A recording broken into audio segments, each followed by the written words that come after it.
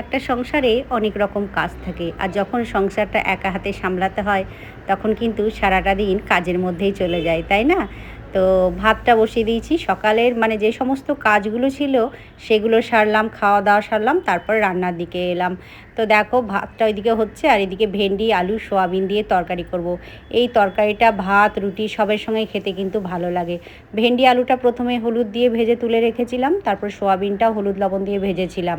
তারপরে পেঁয়াজ লঙ্কা আদা রসুন বাটা জিরে ধনে যা দেয় মশলা কষিয়ে তরকারিটা করে নিলাম। নামানোর সময় ধনেপাতা কুচি দিয়েছিলাম।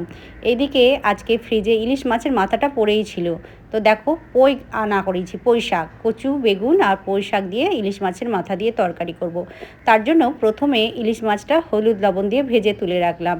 এবার ওই তেলে গোটা সর্ষে ফোড়ন দিয়ে পেঁয়াজ লঙ্কা দিলাম, একটু কষিয়ে নিয়ে কেটে রাখা কচুগুলো দিলাম।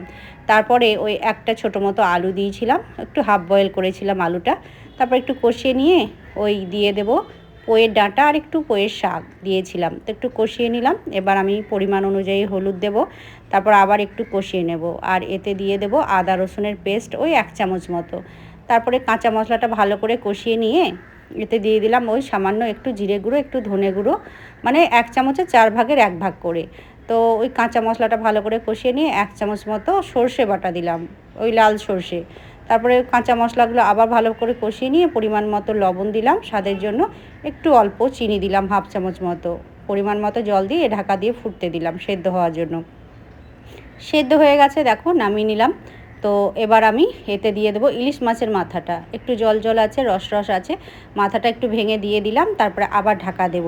এবার রসটা যখন একটু কমে আসবে তখন তরকারিটা নামিয়ে নেব। তো দেখো ইলিশ মাছের মাথা দিয়ে পুঁই কচু বেগুন আলু দিয়ে তরকারি কিন্তু আমার হয়ে গেছে।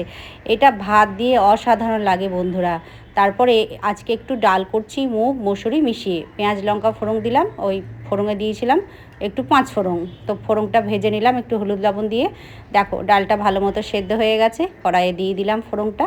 তারপরে ফুটে গেলে নামানোর আগে একটু ধনেপাতা কুচি দিয়ে নামিয়ে নেব।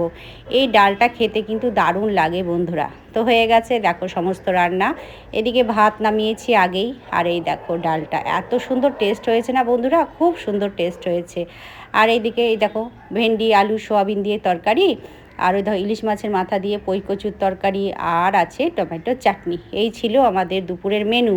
তো বরমশাই তো ডিউটি যাবে, তো খাওয়ার আগে গরম গরম একটা ডিমের অমলেট করে দিলাম ওকে। আমিও আমারটা পরে করে নেব, ওকে আগে দিয়ে দিই, ও খেয়ে তো ডিউটি বেরিয়ে যাবে। থালি সাজিয়ে দিয়েছি। আজকে দুপুরে আমাদের এটাই থাকছে লাঞ্চের মেনুতে। তোমরা কে কী রান্না করলে অবশ্যই কমেন্ট করে জানাবে। সকলকে শুভ দুপুরের শুভেচ্ছা।